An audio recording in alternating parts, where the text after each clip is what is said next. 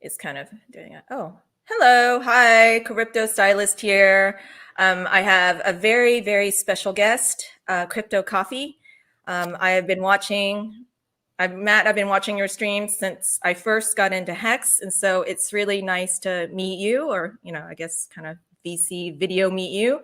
And I'm really looking forward to, I have a lot of questions that I want to ask you. And because you clearly have a lot of knowledge about crypto and about the projects in the Richard Hart ecosystem, and you put out a lot of content, and very good content for that matter. Thank you.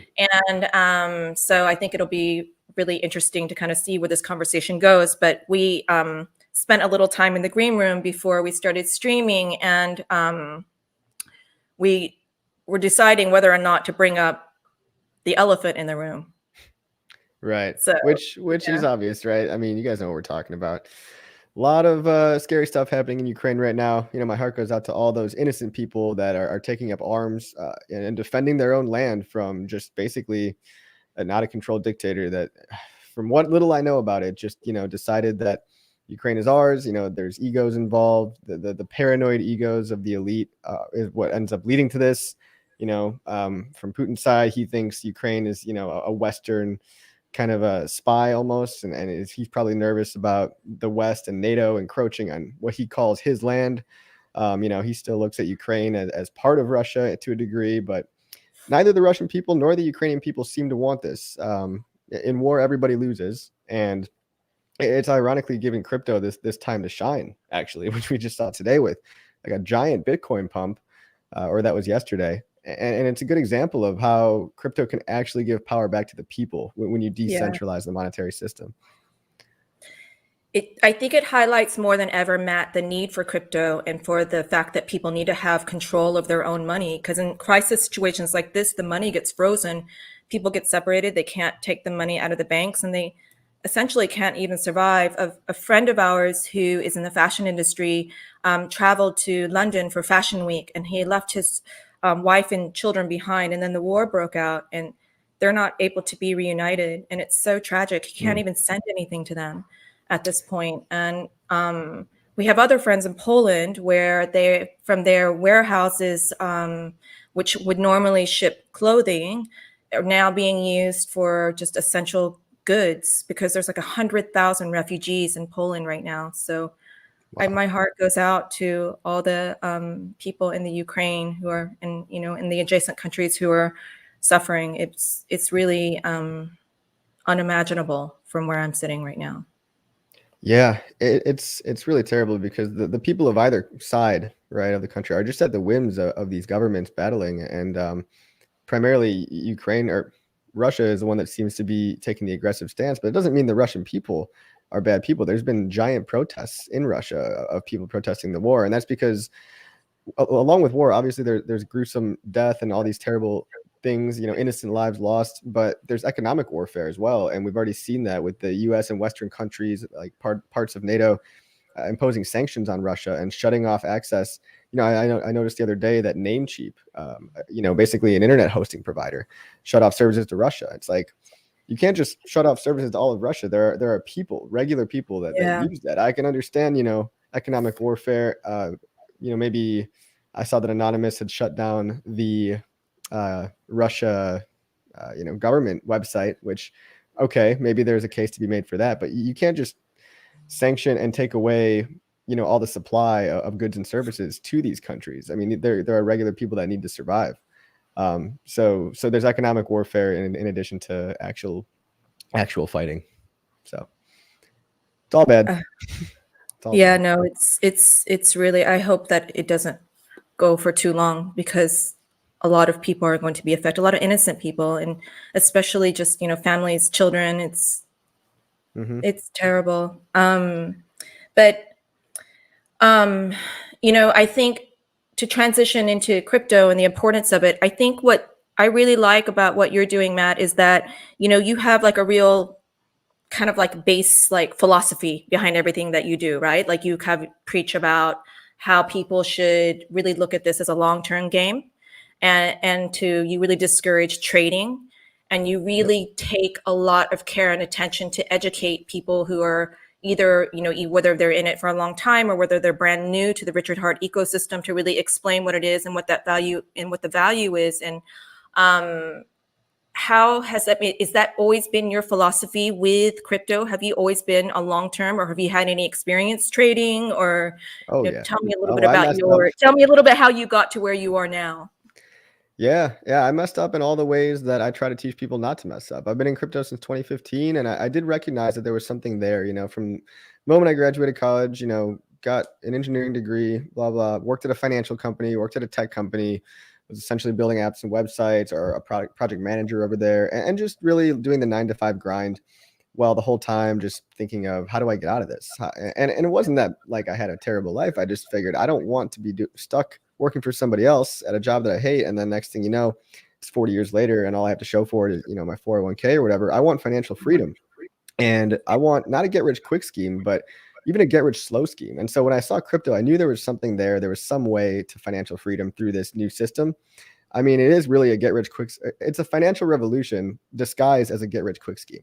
So you get in and you think you're going to be an overnight millionaire success because you hear about somebody on Forbes that made $1 million on Shiba, or you hear about these trading bots, and there's all these little side games and all these little pockets of people saying, hey, I have all the answers over here. I'm the guru. Let me teach you how to trade. I paid Tone Vays $600 for a trading course. I have a video where I teach you everything I learned for free, but don't even watch it because you're just going to lose money. Guys, like, I spent years and years trading in the 2017 bubble. I bought every shit coin under the sun. I rode the hype all the way up and then all the way back down. And at one point I remember thinking, I had lost more money on paper than I'd ever made from my jobs working. Like the magnitude of my loss was more than any amount that I had made. And so I said, there's got to be a better way. Richard Hart really turned me on to the better way. And it's a lot of his messaging that I try to propagate along with my own spin on it. And what that is really, it is a get rich slow scheme, but it's not a 40-year retirement plan. Get rich slow means 2 to 5 years, maybe 10 years. But wouldn't you rather sacrifice that shorter period of your life investing in long-term projects that are actually good, that are actually innovative and life-changing to get to financial freedom? And maybe if you're lucky, it happens even sooner than, just sit behind the sidelines and be a naysayer and think about every single way or possibility that could go wrong, the parade of imaginary horribles. Because people like to hate on crypto. It's too wasteful, or every time it's a bubble, oh, it's definitely going to pop. Yeah, it's going to pop, but it's going to come back, higher than the previous lows. There's all these misconceptions that people essentially shake themselves out of life-changing opportunity when it's staring them right in the face. And so we have that right now with Hex and Pulse Chain and PulseX primarily. Yes, I do have other projects I'm interested in, but if you stick to a couple of these core projects that really will stand the test of time, you realize how they're designed to really last longer than our lifetimes. And when you consider that we're only 2 years into projects like Hex, and Pulse Chain hasn't even launched yet, there's so much meat on the bone for everyone. There's so much financial freedom and opportunity and potential for the price to go crazy. And that's the best gift you can give somebody, is basically their freedom back or their time back. You can't create more time, but you can buy your freedom. And so, I mean, if you want to relate that back to Russia as well, I think that it unlocks crypto in general, Hex, Bitcoin, whatever it may be. We now have the ability to send money directly to individuals, across borders, peer to peer, as long as the internet is up and as long as you have a crypto wallet, a Bitcoin wallet, or a MetaMask wallet. We no longer have to fund a particular side of the war, a particular government regime. We can fund the actual people to decide what they want to do and take the power into their own hands. So I love that we're part of this grassroots organic crypto revolution. And I think the team that we're on, this ecosystem that Richard Hart kind of created, it's really going to be the future. This is like, witnessing the birth of an Apple or a Microsoft or a Google, but you're 10 years early. You're getting in on the ground floor. And it's eventually all these services are going to, save even knowing about crypto right now. Think about how much of the population holds crypto, and then think about how much of the population holds the cryptos that we like, which are the ones that are poised to explode, right? You got Hex, Pulse Chain, all that stuff. Crypto Jack says, lick and tickle that like button. That's right. Make sure you lick it and tickle it. Let's see. We got a comment in the chat. Says, I live in Romania right next to Ukraine and feel very safe. No more World War III. It's all about the money now. Very interesting take. Yeah. So I'm glad you feel safe in Romania. There seems to be, kind of a battle that what I'm hearing is not even some of the Russians really even want to fight. they're being told to do this, and some of them were actually being told that, from what I'm hearing, right, that some of the Russian forces were being told that they were moving in to kind of quell or to kind of as peacemakers, essentially.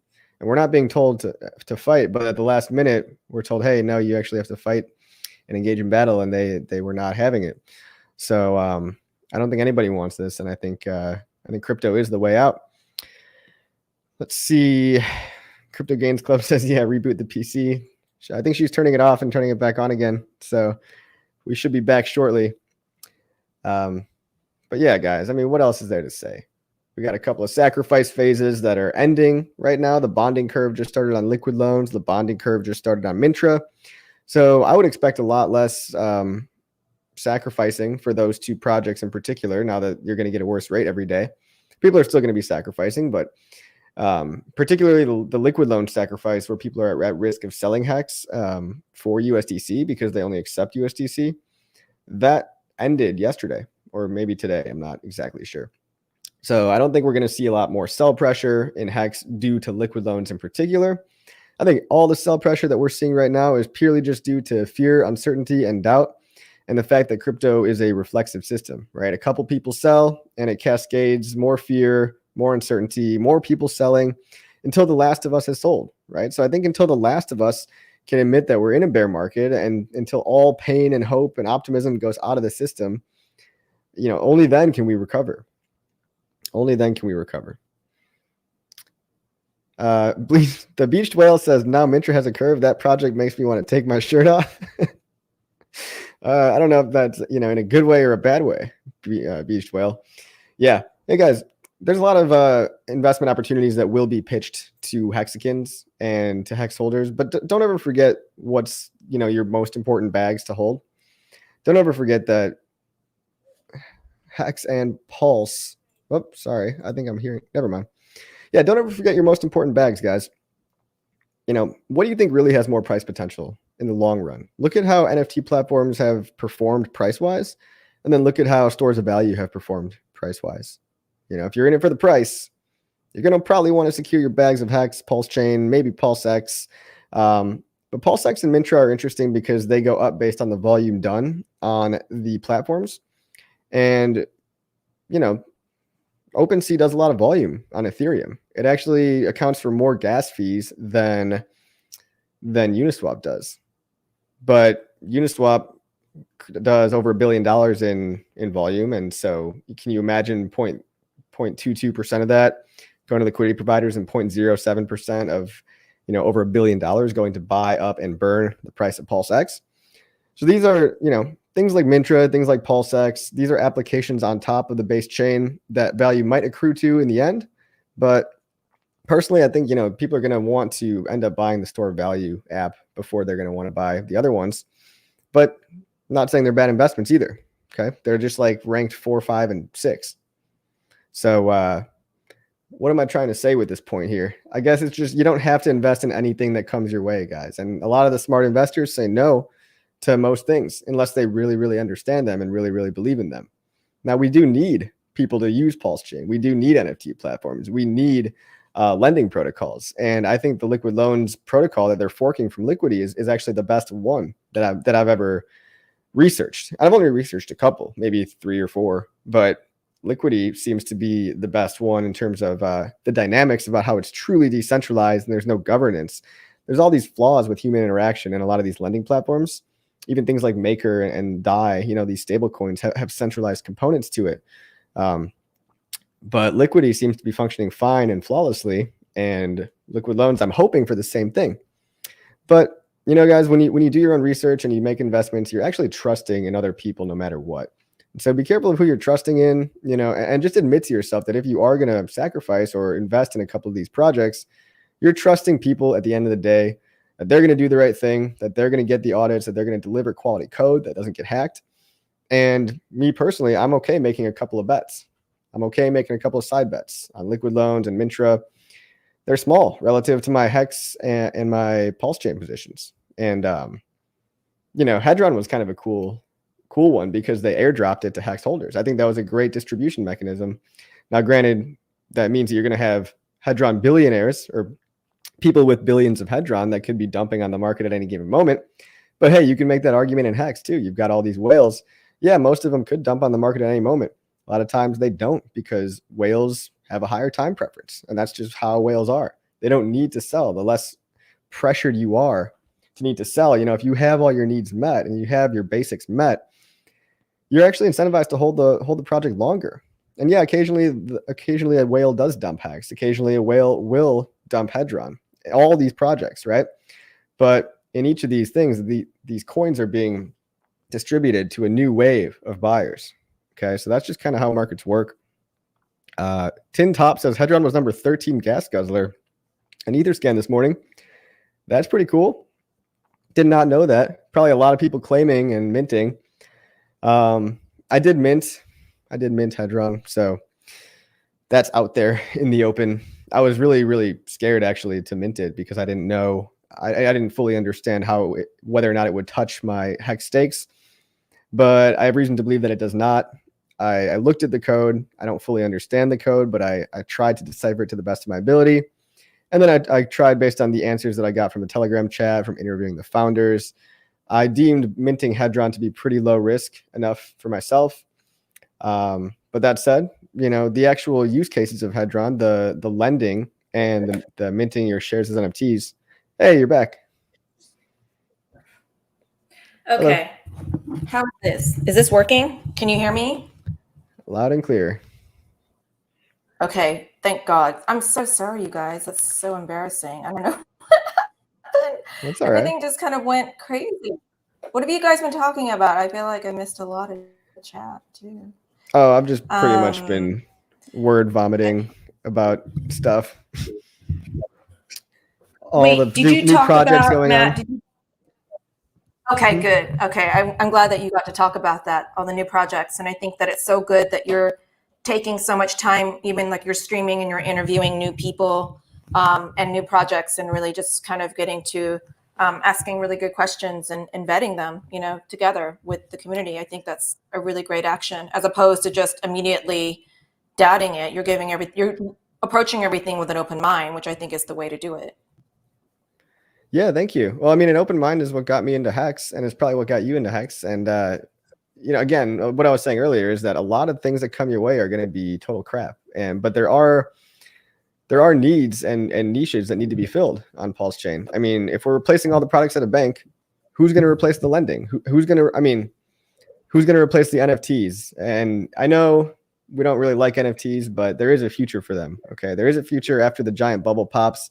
After people admit that their walruses and their cats and with whatever, their monkey pictures aren't worth $100,000, I think we can restart NFTs and have a more sustainable environment there. And you need all these different groups to come into Pulse Chain if you want to pump your Pulse Chain bags.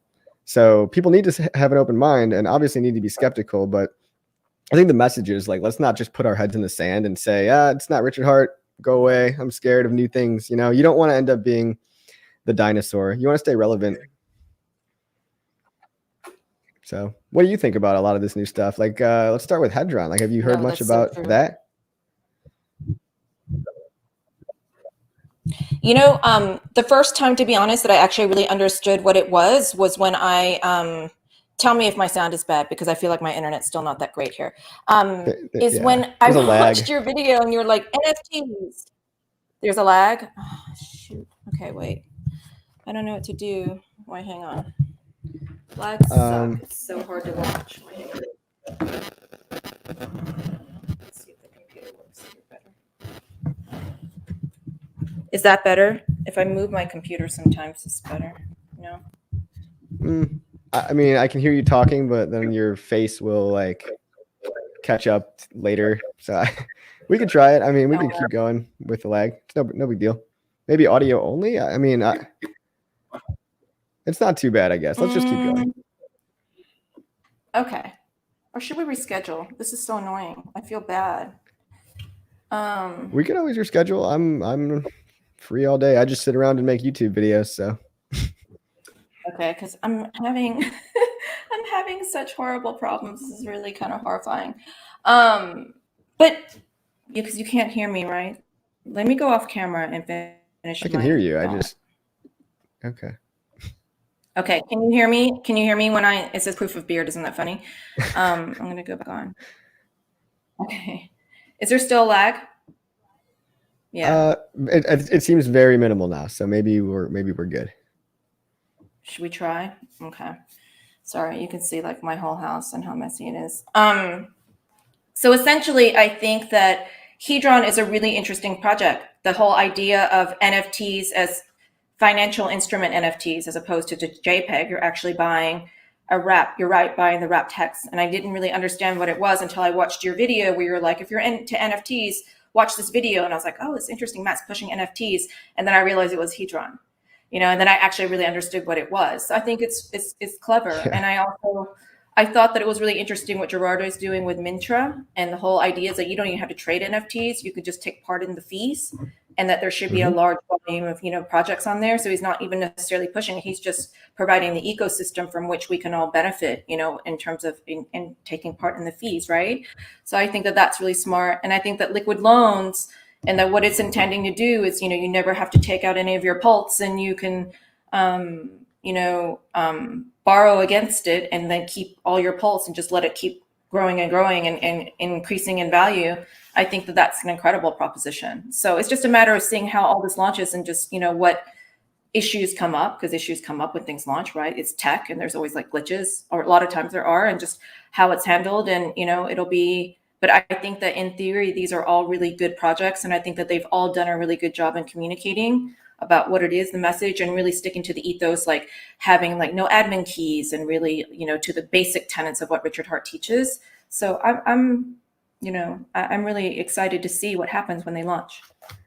Yeah, I couldn't agree more. There's all these cool ideas, and yes, I'm optimistic that they work. Yes, we're all trusting that people, do it right. But I don't even want to give projects the time of day that aren't doing things, the decentralized way with no admin keys. And, we need people with trusted reputations, showing their faces. All the stuff that Richard Hart taught us, I think we're able to bring to the ecosystem, and we're able to vet projects a lot better than I know I used to be able to. I used to just buy anything with a white paper, but now I'm like, okay, well, what is the what are the founders getting? And like, are there VCs involved? And we're asking these more pointed questions. And yeah, I'm glad you watched that video about the Hedron NFTs. That was actually clickbait for NFT holders. So part of what I was trying to do there, yeah, I'm sure you figured that out. But for anyone in the chat that might think I'm in support of NFTs because maybe you just read the title or whatever, this is how we get more people into the ecosystem. So I made a video saying, attention for NFT holders only. There's this really cool new financial product on OpenSea, and I went and showed it. And I'm hoping that brings in new people, right? Because we can't just keep talking about the same points over and over. The goal is to reach into these new niches, find people that might be degenning on Bored Ape Yacht Club or whatever, and then save them from themselves, and then show them, hey, there's these cool new things over here. But before you even think about buying them, maybe you should learn about hex.com and what it actually is. And I think Hedron's a great gateway drug for a lot of the NFT community to hop on over to a better way. I mean, if you think about it, Matt, what most people are doing in NFTs are just trying to trade it and make money. So you might as well invest in something that will make money, into Hex. And like you said, it's a gateway into Hex and into the whole system, which is, I think a good way to get them in a different audience.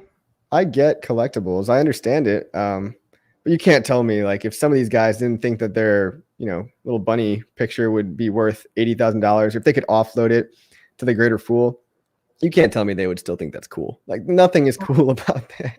I mean, I hate to like really rip on it, but it's just little cartoon pictures. Like, if you were to tell somebody this 10 years ago, they'd be like, what kind of dystopian future is this? Like, what is happening here? But you're actually a branding expert. I don't know, maybe your take on NFTs is different. How do you see the value of this, and where do you see these trends going? I think with NFTs, especially on the fashion side, where the real value is going to be added is one, it's going to be the certificate of authenticity. I mean, because counterfeiting is a really big problem in our industry, especially with the super brands. So can you imagine Louis Vuitton, all the money they lose with counterfeiting? So if there's an NFT attached, it's on the blockchain, you have the certificate. It's a lot easier to prove that something's authentic, right? And also it gives it more value. And then another phenomenon that's happening in my industry is that people buy things with the purpose knowing they're like, okay, I'll spend $2,000 on this Louis Vuitton or this Chanel bag because I know that I can resell it on the gray market or in the circular economy. I can resell it for almost the same amount of money and make most of my money back. If you have an NFT that proves the authenticity of that purchase, the resale value is going to be even higher. So it's going to have a really big, I already see a lot of companies that are like implementing the tech behind, secondhand goods and how to like authenticate it. So I think that has a real use there. And then I think in terms of just unlocking a lot of utilities such as membership, access to maybe kind of goods that other people wouldn't have access to. So if you buy this NFT, you could have access to the Louis Vuitton bag that lights up and, like Richard's bag, but you have to have this NFT to even have access to even be in line to buy that. So it's just like exclusivity on top of exclusivity. So I see it being like that. So as opposed to just an overpriced, JPEG, right? And then the other thing, Matt, in my industry for NFTs is that they're wearables. So people actually want a copy of the clothes that they can put on there, either on their avatars in the metaverse, or they can put it on their, like a Snapchat filter. So they can put it on or on their Instagram and they can actually look like they're wearing it, but they didn't actually buy the clothes. So that's another utility. But it's actually about having like a real use and real value of some kind of service or some kind of access. That's how I see it going. Okay. But yeah, I mean, the counter argument to that is why can't you just use a database and a serial number? Like what? It's kind of the same thing, right? You can just use technology that we have today. Like we have tickets, right? If you want a ticket to an exclusive club, you can go on a ticket website and register in their database that, hey, I own this ticket. It's kind of hard to fake that as well. NFTs, yeah, that's just like a more decentralized database, but then we'd all have to agree on which database to use, right? So I guess that's where it never really clicked for me. It just feels like a new name for something that we've been doing already, certificates of authenticity. But maybe I'm wrong. I could be missing the point there. There's a lot of ways to cheat authenticity and to fake it. So with the certificates and the level of sophistication of the counterfeiters is unbelievable. They can even fake like the holograms. They can fake everything. So the one thing you can't fake is on the blockchains. That's why I do think there is real value, especially for like luxury accessories. So because I've seen all the demos and it's really easy to fake. So yeah, and people go through a lot of trouble to do so. So you need something that's kind of foolproof. So I've seen it. I've seen examples of where it is pretty much foolproof, and I think that has real value. So cool.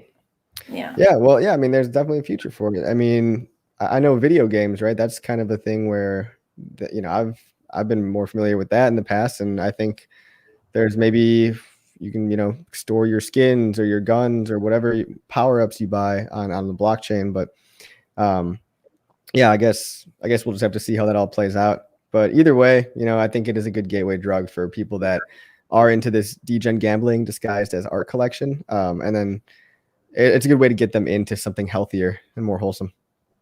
Yeah. No, I agree. I agree,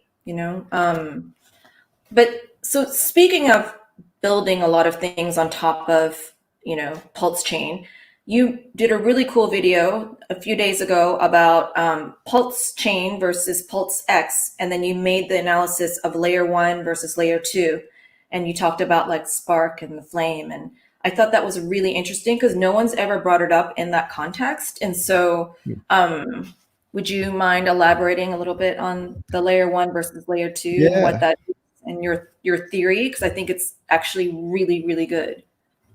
Yeah, well, I was talking to dollar cost crypto for like 2 hours on the phone one day, and we were just, we always just have these crazy talks that go from topic to topic. Like we've got like this ADD brain thing going on, but by the end of it, I was like kind of mind blown because he told me that, all the layer 1s are what's hot right now, and everybody is investing into these new layer 1s, Avalanche, Ethereum, Binance Smart Chain, the new network layers, but those are kind of just like the railroad tracks and the infrastructure. It's almost like we're investing in ComEd when they were laying the pipes and they were setting all the Wi-Fi up for everybody. But once that's all taken care of, then the applications is where the value tends to accrue. And that's something that, maybe it's just a timing thing. But basically the theory is that while Pulse Chain might be kind of the darling of the crypto sphere right now, eventually the value is actually going to flow to the applications of people using the stuff on top of it. You know, there's a reason Facebook is worth more than Comcast.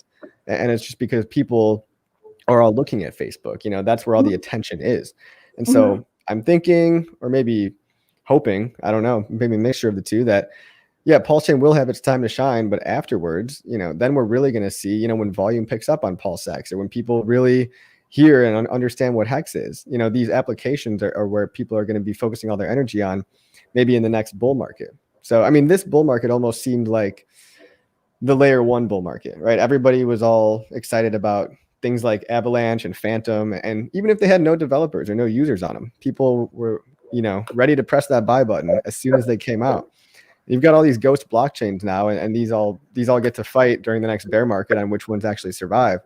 But maybe for the next bull, we actually see the application layers take off, right? So yeah, the spark is Pulse Chain, and the flames are Hex, PulseX, Liquid Loans, Mintra, all that. Yeah. I mean,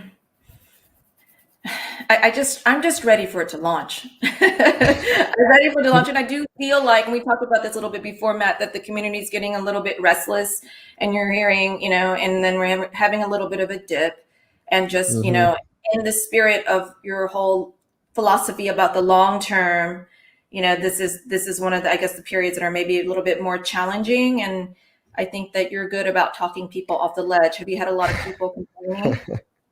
Yeah, well, you know, it happens, and I feel it too, guys. Like, I'm sure you feel it as well. It's tough to just sit around and wait for Pulse Chain announcements. Luckily, I've got a lot of other cool projects and people to talk to in the meantime. Like, we've got this community here, and I don't think, you know, without this community, I don't know if I'd still be here, to be honest. Like, you guys are what keeps me going. Like the chat, people like yourself. I get to meet new, interesting people from all different walks of life. I don't think I've ever met a brand, you know, stylist before, and you know, someone at your level, and you know, you're into crypto, and it's bringing in all these people from different walks of life, and they all have some value to add and some knowledge to share, and we're kind of forming the narrative as we speak. So that's what keeps me around, is just being given that opportunity to craft the narrative the way we want it to be. And it's going to be great. But guys, in the meantime, you know, this is the time to build or be productive, or just get back to your day job and start stacking some actual dollars to funnel into crypto, because really the money is made in the bear markets, guys. The life-changing money is made here. Yeah. What did Wales say? I didn't read Wales's comment. He's talking shit. He's talking shit. Yeah. I see you, Wales. I like Wales. But yeah, I mean, you know, it's like, I know it's hard, right? Because this is the time where you want to sell. You're like, oh my gosh, my paper value is down. I'm down 50%, maybe 60% if you bought Hex at 50 cents.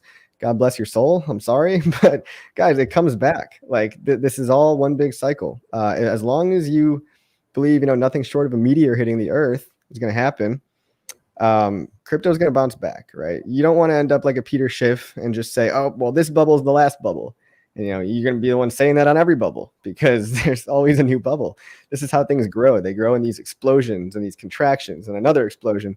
And eventually it's all over the world. And it's as if it had been ubiquitous the whole time. You know, when people look back on crypto, they're going to tell the story of, oh yeah, crypto was just invented and everybody used it.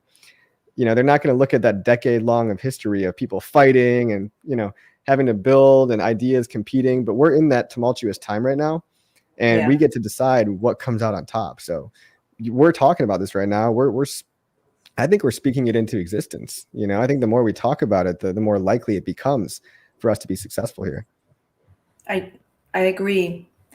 Matt, I watched your stream with Rags to Riches. I like him. I've streamed with him a few times. He's so cool.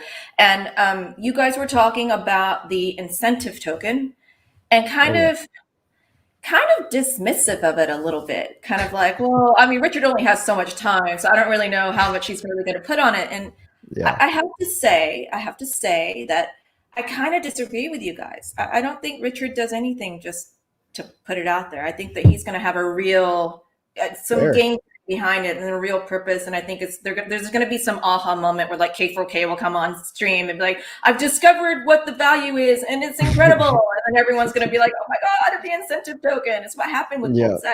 know? And so Yeah, I don't know. I just think it's a wait and see thing. I'm definitely going to hold on to it. I'm going to hold on to it. I'm going to stake my PulseX. I'm going to hold on to the incentive token and just see. nice. Maybe by then we'll know what that kind of what the piece, what its purpose is within the puzzle. You know? Yeah, well, I mean, thanks for questioning my faith in Richard, because sometimes it wears a little thin, you know. Um, I like to look at people as actual humans, and just not like hold people on a pedestal to such a high Mm, degree. Like, it gets a little weird when people are worshiping another person as if he's a yeah. god. And I love Richard Hart. He's one of the best human beings I've ever met in my life. Crazy how, his intellect is really just an enigma to me, and I'm just fascinated by the guy. Mm-hmm. Um, but I just get wary of idolizing someone so much and just saying, oh, everything he makes is going to be great. But you're probably right. He's no, average Joe. He's thinking about this. Well, Matt, it's not a worship. It's just if you look at how he's done everything so far, like even when he released PulseX, it's like, okay, it's going to be decentralized exchange. He was kind of casual about it. So everyone was like, I'm not really going to put that Yeah. much money into it. And then people like K4K started to really discover and really kind of understand what the game theory was behind it. And they're Yeah. like, oh my God, this is the most incredible thing ever. We think this can 10,000x, right? Yeah. So I just don't think that he does anything just to do it. I think there's going to be something behind it. Well, From what you're I've starting seen to so convince far, me. You're starting to yeah. convince me, because I doubted Richard before. I was doubting Thomas. I was like one of the 12 disciples that was like, wanted to touch the wound in Jesus's hand. No, but I was like, listen, I was wrong about PulseX, right? And that video got a lot of views because they're like, oh, Crypto Coffee was wrong. What was he wrong about? And so I was wrong about PulseX. I thought it would be just another generic, pancake swap token or whatever. And those tokens didn't do that great. But the fact that he isolated, the actual utility from the price, right? Or he isolated the incentive token from the utility token and created like a dual token system. That was a huge innovation. And now I'm thinking, well, I can't imagine possibly what would make me want to hold this incentive token. You're right. I'm probably going to be proven wrong again, because from what I've seen, he's considering this dual token system so that, you could stake one while earning some ratio of another. And I have no idea what it's going to be yet, but something tells me, I mean, there's a reason we haven't heard from him in a while, right? Like, he's probably in the lab cooking up something good. I hope. I pray. Yeah, I mean, I'm pretty sure. I'm pretty sure. Yeah. I mean, I could be wrong. I don't know. I haven't spoken to him in a while, so I don't know. But that would be my guess. I mean, So, what would you want your incentive token to do? Like, I don't have many good ideas. well, I think that okay, if you think about PulseX, it's deflationary, right? So it's becoming more and more rare. It's going to shrink, and so the incentive token is linked to the PulseX. So I think it's also going to be very scarce. I think it's going to be really hard to come by. And I think that he's going to unlock there's going to be somebody's going to discover some part of like game theory about it that makes it grow up a lot in value, just because it is, I'm sure he put it there for a reason. And I think that it's going to have to do with scarcity. I think it's going to be a very hard coin to get your hands on. That's just my Okay. guess.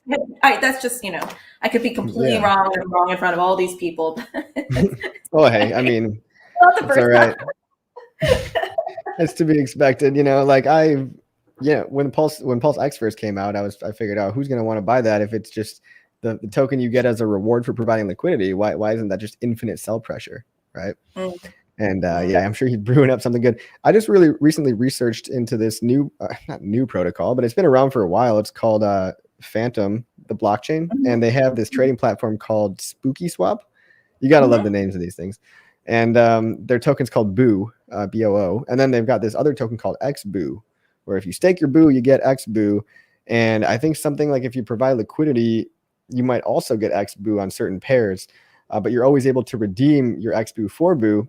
And what they're doing with Boo the whole time is they're using it as not a buy and burn, but a buy and distribute the Boo to the stakers. So they're not burning the Boo, they're giving it back to the stakers. So I was thinking, well, maybe he can buy and burn some PulseX, but then he can buy and distribute some other portion of PulseX to the stakers. And then the stakers would earn X PLSX. And then maybe he'll just kind of copy that model. But I don't fully understand that model enough to know if it's good or bad or anything. I saw a screenshot basically where there was an X PLSX.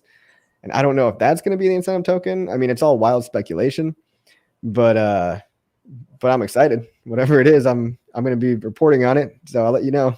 But who knows, you know? Yeah, no, definitely let me know. Definitely let me know. When did you start streaming? Did you start streaming in the beginning, like, or before Hex, or was it because of Hex? Yeah, day one. I think my first video, oh God, my early videos are so cringe. I mean, you guys think I'm cringe now. You guys should go back 2 years ago. And I talked so slow. I still talk pretty slow, but I mean, I was just very, very awkward in front of a camera, and it takes some time to get used to. But I think my first video was about the pulse chain token, or the Hex tokenomics rather. And so I think I was explaining about how many coins there might be, you know, what the total supply would be, why that's actually good for the market cap or whatever, and how a lot of them wouldn't be liquid. But yeah, if you want to go watch all those, that's some good. That's a trip down memory lane right there. I've thought about taking those off. They're so don't take it off. Don't take it off. I want to watch it. I want to see. Because I've even watched my first video. I'm like, oh my God, that was just terrible. Yeah. Right. A month ago, I'm like, oh God, what was I doing? Like what? Yeah, so right. hard to watch yourself. But then you learn the skill, and it's like people start listening to you, and it's like, wow, there's a lot of power here just for talking in front of a camera. Yeah, you feel like you're talking to nobody, and you actually I mean, not a lot of people for me, not as many as for you, but people do tune in, and you're like, wow, they actually watched and listened. And so, yeah, you know what the craziest thing was? Yeah, for me yesterday, like I talked to Gerardo about Mintra, and you know, I threw a very small amount of Mintra. Full transparency, very small amount. I want Gerardo to do great. I'm not crazy about NFTs, so it's a very small bag. But then right after my stream, the God Whale tossed $4 million into Mintra, and I'm like, the timing is just too weird. Is God Whale watching me right now? Like, it's just like weird to think that there's people with that much money just watching us. You know what I mean? It's just it's pretty cool. I mean, I think that you might not know just because you're so close to it and you're in it, but you're considered one of the best influencers that give for technical analysis for Hex and for this whole ecosystem. Like people say, watch Coffee and watch Metal Dog. I've heard that from multiple people. So yeah. So cool. I mean, you've earned a reputation. Yeah. Now I just have to not mess it up, right? Yeah, try not to. One bad video and it's all over. You're like, the incentive token is terrible. Yeah, right. They'll find something to take me down. I'll be canceled one day. Don't you worry. No, I don't. You're very non-controversial. I don't think you'll be canceled. Were you in London? You were in London, right? I was, yeah. Did we meet in London? No, I don't think I met you. God, I shook so many hands. It was such a blur. I can't believe we didn't meet. Yeah, I was like with RG3 and kind of their group. We kind of were on the side a little bit, and I didn't meet that many people, but yeah, okay, you were there. Yeah. You were based in London, right? I am. I am based in London. Yeah. Are you willing to dox yourself or like say what area, what part you're from? Well, you know, I'm American from the States. No, but I'm in London, like in West London. So okay. Yeah. Cool. Yeah. It's okay. I'm from Chicago. Oh, you are? Okay, you're Midwest. I'm from the South, so I like people from the Midwest and from the South. I feel like they have nicer manners. Nicer people. No offense to people from the West Coast. I've spent most of my life in LA and I love it there, but I just feel like people are a bit nicer from the South and from the Midwest. No? Yeah. I mean, sometimes to a fault, you know, you don't want to be taken advantage of either, but yeah. I mean, go ahead. I was going to ask you about your tattoo. Have you decided?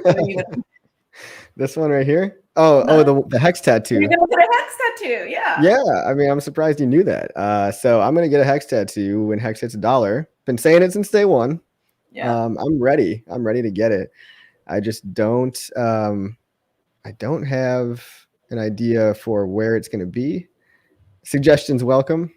Maybe like a nice little lower back tattoo. No, I'm just kidding. No, but no. I'm totally kidding. But yeah, I mean, it's probably just going to be a Hex logo, keep it simple, but I think that'd be fun, right? It's something we can all agree on. Are both your arms tatted or just one? No, I just have this one little guy right here. It's it's an Ouroboros. It's like the Okay. infinite circle snake thing. Okay. So it kind of is in line with Hex, right? Cycles, crypto cycles, Yeah. everything comes and goes. Maybe I'll just get it right in the middle of the snake. Who knows? I think that would be actually super cool. Do you have Yeah. your artist lined up? Do you have like the artwork and everything? No. You know, the artist for this one, it was just like first day on the job. And so I was like praying, like, please don't mess it up. He used a can of Coke to do the outline. So I know that this is exactly the size of one can of Coca-Cola. Okay. And it was a little sketchy. I probably should have paid a little more for it, but I mean, it's only permanent. You would think that you would right. It's only on my body for the rest of my life. The rest of your I figured life. it was simple. I'm like, who can mess up a circular? It's a circle, right? Like, I don't know. Oh my goodness. How about you? Do you have any tattoos? No, my mother would kill me. I know. Oh. And if you go to Asia and you're in Korea or in Japan, if you have a tattoo, they won't let you in the bathhouses. It's like seriously, like you're literally saying I'm a member of a gang if you have a tattoo in Asia. So my mom is super hardcore. She's so scary. So while she's alive, I can't have a tattoo. She would literally kill me. Wow. Yeah, that's crazy, huh? I know. I really want one. So I had a bunch of fake ones, and, like temporary ones, and the henna ones. Spray on. Like, I really want one, but yeah, no, she'll kill me. Yeah.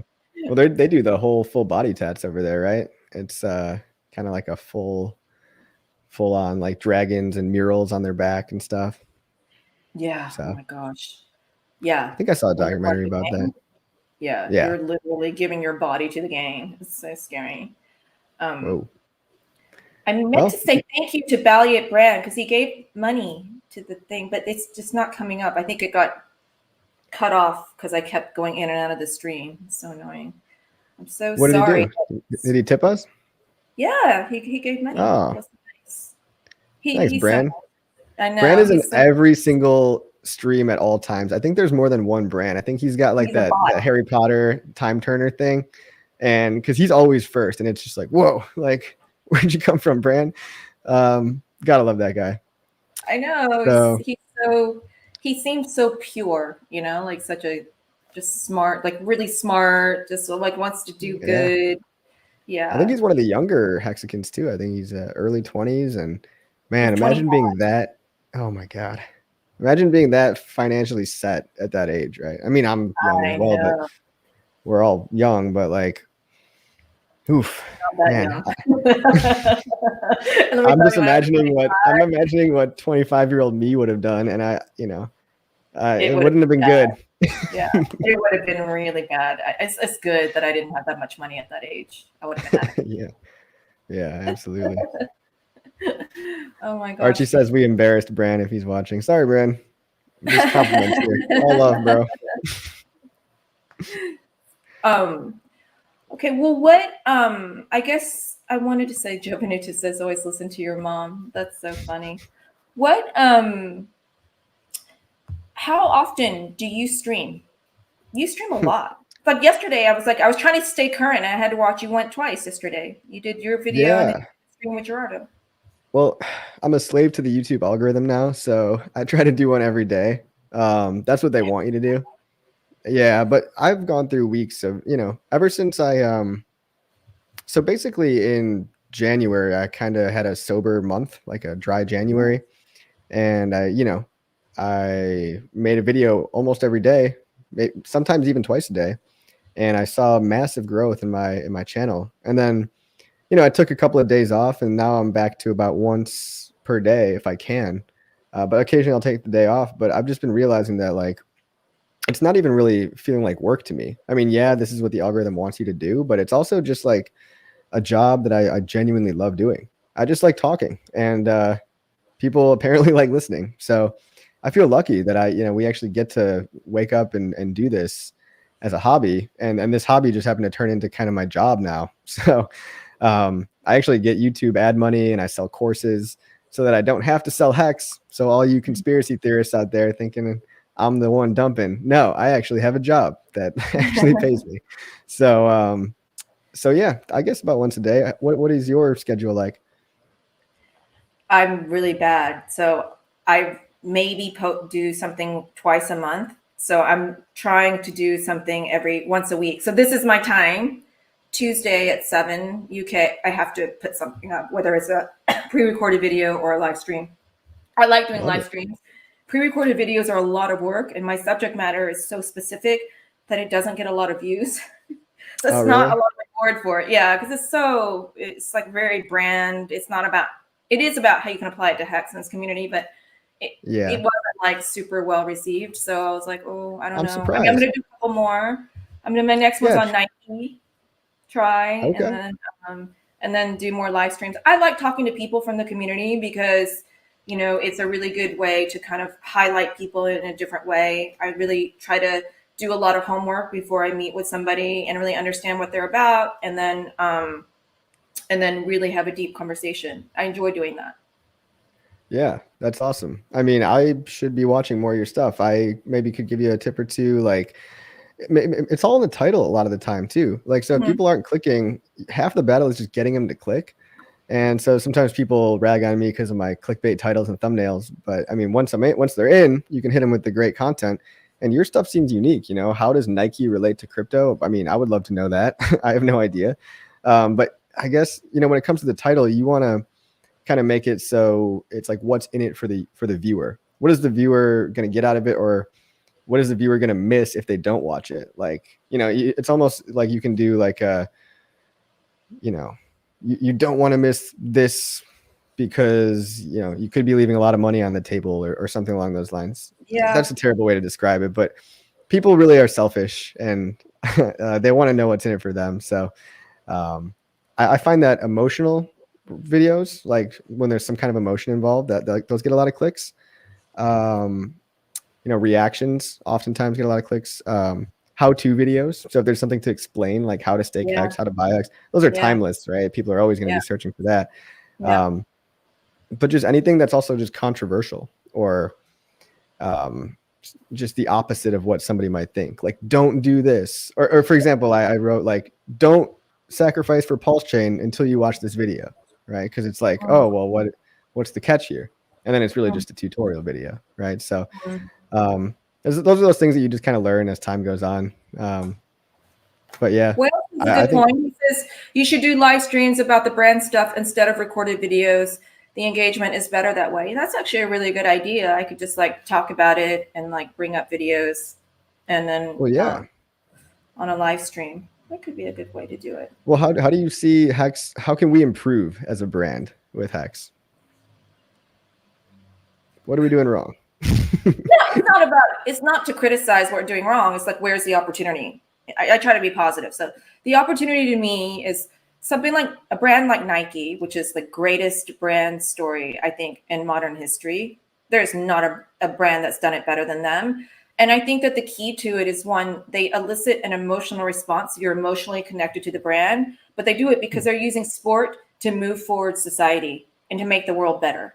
That's literally what they're doing. And they're not afraid to talk about things that are really controversial, or things that are uncomfortable, or things that people don't necessarily want to hear.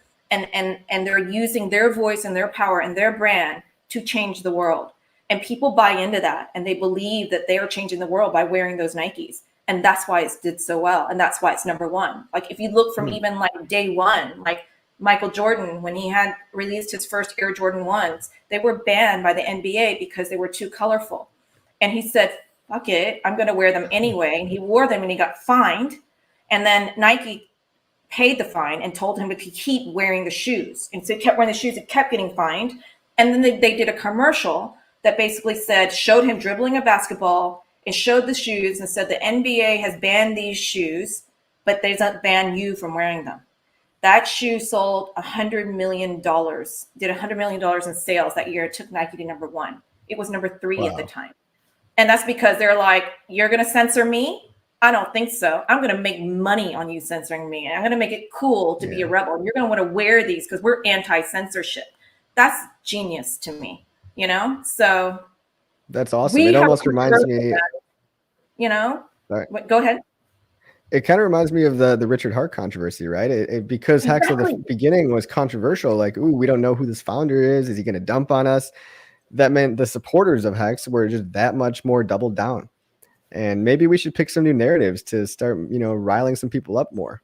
That's what I'm trying to say in this video. It's like, okay, we're really controversial. People say we're a scam. People say all these negative things about us. Why don't we take that and use it to work for us, and take it and then we can change the narrative. And I also think that there's a lot of really great work done in the community where it's like about, very charitable, very philanthropic, very much about changing the world. And I think that Richard has a lot of that too, wanting to make the world actually better, as cheesy as that sounds. This is literally what he's trying to do. He does. Through crypto. And so that should be also part of the branding, because then people will buy into it because they think they're making the world better when they buy into our crypto. That's the kind of things I want to talk about, and I think that if we change our story and we become that in the community, as opposed to some of the things that I see that I'm like, then I think we can also get a different audience. Yeah, we could always do better. I mean, we could have like a tearjerker story about how we sent Hex to some Ukrainian families and saved their lives, or something that Mintra I think is doing, and even Pulse Chain is doing this, right? They're playing the green narrative, saying, hey, Pulse Chain literally is way cleaner and way cheaper than Ethereum and Bitcoin, which are literally destroying the environment. Like, that's just a fact. That's what they do. It's a necessary evil, but we have a better way where you don't need to. And maybe we could focus in on more of those narratives, right? Because then you get these pockets of people that actually care about the environment, and they'll feel like, and they will be contributing to the team that's better for the environment. 100%. Stuff like that. 100%. Sustainability is one of the biggest issues for Gen Z and for Generation Alpha. It's what they care about, because we've trashed the planet that they have to live on, and so they're so concerned about it that it's almost like in fashion, it's just a given. It's not even like, it's like, oh, if a brand's not sustainable, that's just the lowest common denominator for their like point of entry or their engagement with a brand. It has to. They won't even talk to you. Yeah. Oh, they won't even. They're like, oh no, you're trashing the planet, out. Like, not buying. Yeah. It, right. Topshop went out of business. All these fast fashions are going out of business because they're really. trashing. Topshop went out of business. Yeah, they went out of business. I used to shop at Topshop. Well, so I guess I was trashing the planet. I like Topshop too, but they went out of business because they just. Yeah. It's the old way of thinking, greed, unfair labor practices, the Me Too. There's a lot of sexual harassment, claims, and then it's not very sustainable. And just all those extra clothes that you used to hear about. I remember hearing, or I think I saw a documentary about how every year there's just so much extra clothing that's not sold, and they just burn it. Like, they just literally dispose of it and create more CO2 and stuff. I think the company was like Abercrombie or something. But how they used to just burn all their old clothes. It's not even give them away, just so much opportunity to do stuff better. So yeah, it's interesting. Yeah. Well, I think that it'll be, try to explore it that way, but I think that you have to relate it back to crypto. I think that's maybe what I didn't do before. But anyway, I'll try to figure it out. I'll have you mentor me a little bit, because you're doing a really good job. You have so many subs and you get a lot of views. Thanks. Yeah. Well, I mean, we're all only a couple thousand away from each other, so I'm sure you'll get there in no time. People are making fun of me in chat. Trevor says Topshop is like the H&M of Walmart. I don't know if that's an insult or not, Trevor, but I don't shop there anymore. Okay. I'm innocent. I plead the fifth. Yeah. Sweaty Hexicans said he made a tribute video of Richard Hart over the topic of making the world a better place. And that would be really, a good place to start. We need to pull at those heartstrings. We need to really show the world, give them an emotional reaction, some kind of a reason other than getting rich is cool. But oh, what's this one? The Heights of Stakes trailer. Oh yeah, remember the haters, remember the trolls. Yeah, that's what Richard Hart is so good at doing, of framing this narrative that we're the underdog, right? And I love a good underdog story. It's so fun to be part of it. We're part of the group, that 0.001% or whatever that he talks about, that kind of take over the world. I think that's this community. And I think that that's also part of the story that's really fascinating. And that's part of what we should be telling the world. So, yeah. I mean, we do have better money. Like, we got better money over here, guys. It's digital. It's cheap. It's fast. It's not connected to the banks. There's no terrible customer service. There's nobody telling you where you can spend it. There's nobody telling you, shutting your bank account down, if you're buying something they don't like. Where can I find the crypto and Tesla talk? Are you talking about mad.energy? Just go to my YouTube channel, bro. You'll find it. It's like my last video. You need to interview Elon Musk. Oh, is that what they're saying? Yeah. No, that's what I'm saying. Okay, I would love to. I think I'd be so scared, but I would love to interview Elon Musk. I'm not quite at that Joe Rogan level though. Yeah, I don't think I have the right connections. But hey, you're going pretty fast though. I think you're one of the biggest in the community, so I think you can get there. As the community grows too, people are going to just keep coming to you even more and more. Yeah. Well, yeah, I mean, it's cool. It's a sign of how much attention there is. Like, we're all doing something right here. I mean, a lot of new channels. You stream with Discourse Syndicate, right? So I think you're part of that whole thing. But individual channels like K4K, he's at 10,000 subs already. And, it's just, you're in the right place at the right time, guys. That's all I'm trying to say. Yeah, no, absolutely. It's a good, I think it's a really, it's really is like, we're still very early, pre-viral. It is pre-viral. And people always say that, but it is true. Like, there's not many people who are a part of the system yet. So, yeah, we're it's like with Bitcoin, right? Go ask your parents or your grandma about Bitcoin. They've probably heard of it. Guarantee you they haven't heard of Hex yet, right? Like, if you ask 100 people on the street if they've heard of Bitcoin, they're like, yeah, maybe, or yeah, I have a little bit, or yeah, I heard of it, but I think it's a Ponzi scheme, whatever. At least they've heard of it, right? It's a household name. Hex is nowhere near that level. It's 10 years early. It's Bitcoin all over again, but with better marketing, better community, better game theory, better product. Trevor Hansen says, Richard mastered rich people game theory. Making rich people compete is brilliant. What do you mean, rich people competing? I'm not sure what he means by that. Well, it's like how the sacrifice, everybody wants to be in that number one slot, right? Yes. And then how they fight for it, and they'll even like dump coins supposedly to like, arbitrate, whatever the price, so that people can't get the number one position. And they all fight, and they end up sacrificing $1 billion. I think that's what he means. I don't know. That's definitely what he means. Or kind of like the staking, like the Hex staker class is always trying to maintain their ranking. Yeah. Wow. I feel like he's I feel manipulated. It's a fun game, guys. It's a game where we can all get rich. So it's a game I'll play. Absolutely. Okay. Should we wrap up here on that note? Yeah, we're an hour 15 minutes. So thanks everyone for coming. Sorry about all the sound problems, and sorry, Matt. We'll have to do it again at a time when I'm set up better. I don't know what happened. That's so annoying. But thank you so much. Thank you so much for coming on. And I look forward to speaking with you more, and let's stream again soon. Okay. My pleasure. Great to meet you. Okay. All right. Bye. Bye.